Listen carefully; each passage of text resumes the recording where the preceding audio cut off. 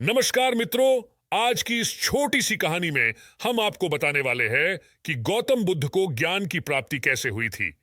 उससे पहले संक्षेप में उनका जीवन परिचय जान लेते हैं। बुद्ध का गोत्र गौतम था। बुद्ध का वास्तविक नाम सिद्धार्थ गौतम था। उनका जन्म शाक्य गणराज्य की राजधानी कपिलवस्तु के निकट लुम्बिनी में हुआ था। बुद्ध के जन्म के 7 दिन के भीतर ही उनकी माता का देहांत हो गया था। उनका पालन पोषण उनकी मौसी गौतमी ने किया था। शिशु का नाम सिद्धार्थ रखा गया था। शाक्य वंश के राजा शुद्धोधन सिद्धार्थ के पिता थे। सिद्धार्थ के जन्म से पूर्व हुई भविष्यवाणी से परेशान होकर उनके पिता ने उन्हें तपस्वी बनने से रोकने के लिए राजमहल की परिधि में रखा।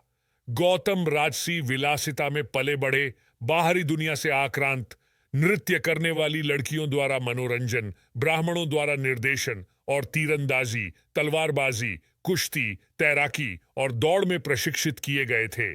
कम उम्र में ही उनका विवाह राजकुमारी यशोधरा से करा दिया गया। दोनों का एक पुत्र भी हुआ जिसका नाम राहुल था। मित्रों, चलो अब जानते हैं कि गौतम बुद्ध को ज्ञान की प्राप्ति कैसे हुई। सिद्धार्थ ने अपने प्रश्नों के उत्तर ढूंढने शुरू किए। समुचित ध्यान लगा पाने के बाद भी उन्हें इन प्रश्नों के उत्तर नहीं मिले। फिर उन्होंने तपस्या भी की, लेकिन अपने प्रश्नों के उत्तर नहीं मिले। इसके बाद कुछ और साथियों के साथ अधिक कठोर तपस्या प्रारंभ की। ऐसे करते हुए 6 वर्ष व्यतीत हो गए। भूख से व्याकुल, मृत्यु के निकट पहुंचकर बिना प्रश्नों के उत्तर पाए वह कुछ और करने के बारे में विचार करने लगे थे। एक गांव में भोजन की तलाश में निकल गए। फिर वहां थोड़ा सा भोजन ग्रहण किया।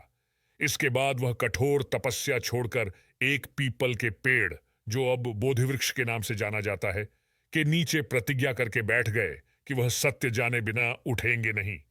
वह सारी रात बैठे रहे और माना जाता है यही वह क्षण था जब सुबह के समय उन्हें पूर्ण ज्ञान की प्राप्ति हुई थी। उनकी अविद्या नष्ट हो गई और उन्हें निर्वण यानी बोधि प्राप्त हुई और वे 35 वर्ष की आयु में बुद्ध बन गए। बुद्ध को शाक्य मुनि के रूप में भी जाना जाता है। 7 हफ्तों तक उन्होंने मुक्ति की स्वतंत्रता और शांति का आनंद लिया। प्रारंभ में तो वह अपने बोधि के बारे में दूसरों को ज्ञान नहीं देना चाहते थे। बुद्ध का मानना था कि अधिकांश लोगों को समझाना बहुत मुश्किल होगा।